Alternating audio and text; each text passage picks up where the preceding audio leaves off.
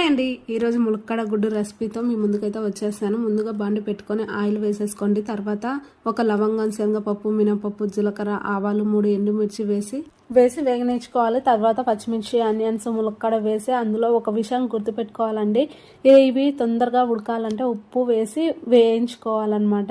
అవి వేగాక అల్లం వేసి పచ్చివాసన పోయే వరకు ఉంచుకోవాలి. తర్వాత పసుపు కూడా వేసి 10 నిమిషాలు మూత పెట్టి ఉడకనివ్వాలి. ఇప్పుడు టమాటా వేసి అది మగ్గిన తర్వాత సరిపడా నీళ్లు వేసేసుకొని అందులోనే తగినంత కారం వేసి ఒక 5 నిమిషాలు మగ్గనించుకోవాలి.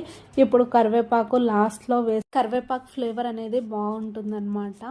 కొంచెం ధనియాల పౌడర్ కూడా వేసేసి గుడ్లను ధనియాల పౌడర్లో కొంచెం ఉడకనిచ్చుకున్న తర్వాత ఇలా లాస్ట్లో కొత్తిమీర, కరివేపాకు, పుదీనా గార్నిష్ చేసేసుకొని దించేసుకుంటే వేడి వేడి ములక్కాడ గుడ్డు రెడీ అయిపోయినట్టే.